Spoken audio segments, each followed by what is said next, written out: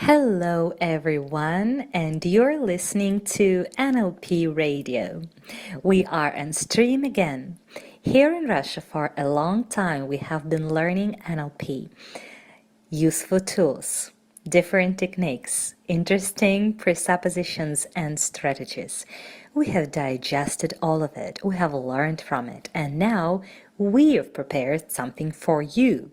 Today, again, in our studio, we are having a guest, Evgeniy Denissov. Hello, Evgeny. Hello, Olga. Hello, Alexander. Let me introduce you, Evgeny, please. Evgeny is a former officer and an entrepreneur who spends lots of time helping other people, as we know. Evgeny graduated from Stanford Cognitive Science Department. He has created a project which includes School of English Language and a sound laboratory which creates audiobooks in 31 languages. We love having you here, Evgeny. Again, previously, you told us very interesting things about NLP presuppositions, the way you see them. It was extremely cool, and it's nice you have come here again. We are glad to have you here. Thank you. Thank you. Glad being here and talking to you guys. Thank you so much. Apart from Evgeny, we are having here Alexander Gerasimov, actually a producer of NLP Radio and a famous NLP trainer here in Russia, and me, a radio presenter and a linguist, Olga Sarkisova. The topic we're discussing today is modalities. What is a modality? What kind of modalities can there be in NLP? Okay. Modalities. Visual, auditory, kinesthetic, gustatory, and olfactory are the 5 primary sensory modalities that we use to experience the world around us. These modalities are also known as representational systems or rep systems, as they are the primary ways we represent, code, store, and give meaning or linguistic to our experiences. Often we work with 3 representational systems: visual, auditory, and kinesthetic. All the primary senses, gustatory and olfactory, do not play a major role and are often included with kinesthetic. However, if you or your client is a chef, works with fragrances, or is a person who uses and relies on your gustatory or olfactory senses to a large degree, then these senses need to be considered separate from kinesthetic. And many NLP practitioners split the visual and auditory representational systems into 2 components, like visual analog, like shape and color, visual digital, like written symbols, auditory tonal, it is sound, and auditory digital, well, words, discrete verbal symbols, and so on, and refer to the combined visual digital and auditory digital as auditory digital. sounds terrific. However, the correct term is digital. As you will see in, later podcasts, I think, we also distinguish if the modality is internal or external. For example, if I'm looking at my car, this is visual external and indicated as visual analog. On the other hand, if I'm seeing my car as a mental image in my mind, then this is visual internal, and it indicates like visual analog internal. So it sounds like this. So we can access more than one representational system at the same time, listening to music while seeing a picture of my spouse in my mind's eye, and so on, as we will discover when we cover strategies. Our behavior is produced from a mixture of internal and external sensory experiences. Oh, wow! I've never really heard of it, Evgeny. Could you please be more precise and give some more details about it, this internal and external aspects? I'm sure for our listeners this is going to be great news as well. Could you please dwell on that a bit more? Where can it be applied in ordinary life? For our purposes in this podcast, I will refer to visual analog as visual and auditory tonal as just auditory. I will refer to kinesthetic and digital to digital. Remember, many authors refer to this as auditory digital. Preferred representational systems. We should start from them. We use all of our senses and, depending on the circumstances, may focus on one or more of them. When listening to a favorite piece of music, we may close our eyes to more fully listen and to experience certain feelings. Each of us have preferred representational systems. For example, when learning something new, some of us may prefer to see it or imagine it performed. Others need to hear how to do it. Others need to get a feeling for it, and yet others have to make sense of it. In general, one system is not better than another. However, depending on the context, one or more of the representational systems may be more effective. Landscape painters, visual, musicians, auditory, athletes, kinesthetic, and mathematicians, digital. People at the top of their profession typically have the ability to use all of the representational systems and to choose the one most appropriate for the situation. Depending on your preferred representational system or systems, you may exhibit certain behaviors or characteristics. Before exploring these behaviors, please know that depending on what is going on in your life or the context, you may change your preferred representational system, and once again, or systems. Hence, it is, more useful to notice the representational system a person is currently favoring rather than pigeonholing a person.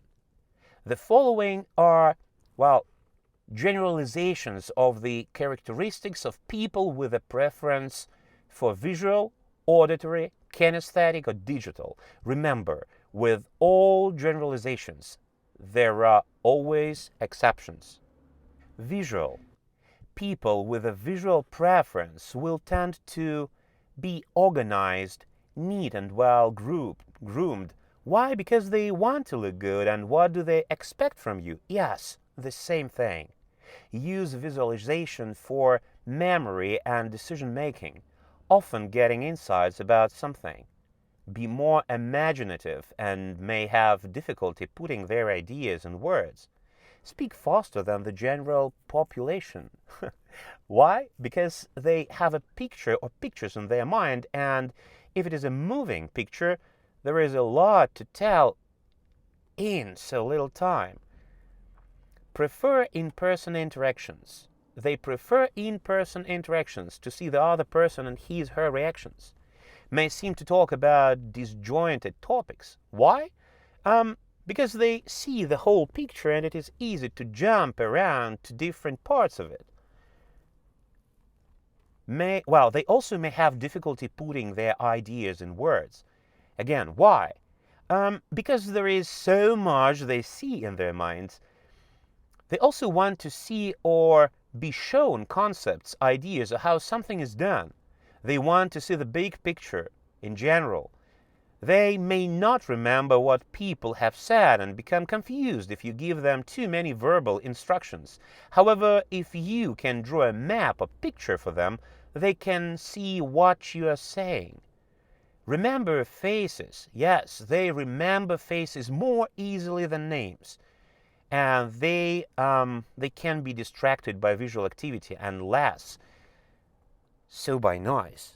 So, auditory. People with an auditory tonal preference will tend to be more aware of subtle change in the tone of your voice and be more responsive to certain tones of voice. They will tend to perceive and represent sequences and are able to remember directions or instructions more easily. They also can, well, may learn by listening and asking questions. They enjoy discussions and prefer to communicate through spoken language rather than the written word. They talk through problems and like to have someone available to serve as a sounding board for their ideas. And they need to be heard. And they can be easily distracted just by noise. Wow, Evgeny, right now it turns out it is very wise, really. I mean, people with auditory modality are not those who perceive the world through ears and listening. It's not as primitive as that. Now we may see that such needs, such necessities as need to be heard, can be easily distracted by noise, need to talk through problems, and need to have someone to serve as a sounding board for their ideas. It's very true. It's very true, because auditory is mine 100%. And all of that which has been said is about me. I confirm, I can sign under each word. It's really true.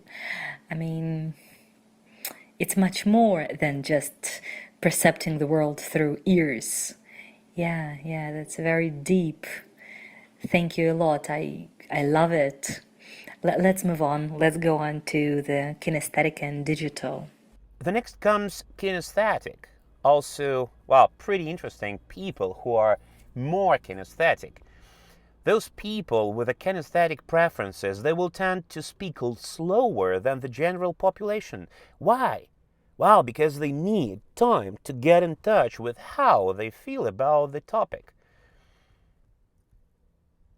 They are more sensitive to their bodies and their feelings and respond to physical rewards and touching. They learn by doing, moving, or touching. And they dress and groom themselves more for comfort than how they look. They make decisions based on their feelings. They stand closer to other people than those with a visual preference, to feel the other person's energy, whereas the person with a visual preference will stand back to see more of the other person. It is a body language, and so on. Digital. Digital is devoid of the senses. People with an auditory digital preferences, they will tend to have a need to make sense of the world, to figure things out, to understand. They talk to themselves and carry on conversations with you in their mind. Often they will say they remember discussing something with you when you actually didn't have the conversation. They did, however, in their mind. And it is normal. They learn by working things out in their mind. Well, I don't think they can be spontaneous, as they like to think things through. They think beforehand. They have logic play, and this logic play is a key role in the decision process. And those people, they memorize by steps, procedures, and sequences. Okay, Evgeny, I think our listeners are fixing now, maybe after each of them, after themselves, which modality is leading with them. And probably they have already defined it by your thorough, wonderful description. Evgeny, how is it generally possible to define which modality is leading with any person? How is it possible to test it somehow? Are there any tests? Can we just look at the person, talk to him a bit for a while, and immediately say which modality is his leading one? What is your leading modality, Evgeny, by the way? How can we improve our life with the help of it? I have an enormous experience in military operations all over the world, and analytics is, and well, actually it was and is, and I hope will be my number one protection. So does this information give you, dear colleagues and listeners of this podcast, does this information give you some idea as to my preferred representational system? What is it? Remember, I may have changed my preferences over time. And if you said or thought digital, facts and figures logic, you are correct. I was able to visualize mathematical formulations in my mind, and I worked them through before making a decision on how to act in the circumstances I had. And many scientists and inventors have a highly developed ability to visualize. It is analog or digital. Can you see yourself in one or more of these representational systems? Or does one sound better than the others for you? Or do you feel one is a better fit, well, than another? Or does one just make sense to you? Give us commands. It is essential. It is very important. And by the way, listen once again this podcast to get an instrument of understanding of the whole population of the world. And trust me, modalities are the way to change life and its quality. Just work it out. Guys, by the way,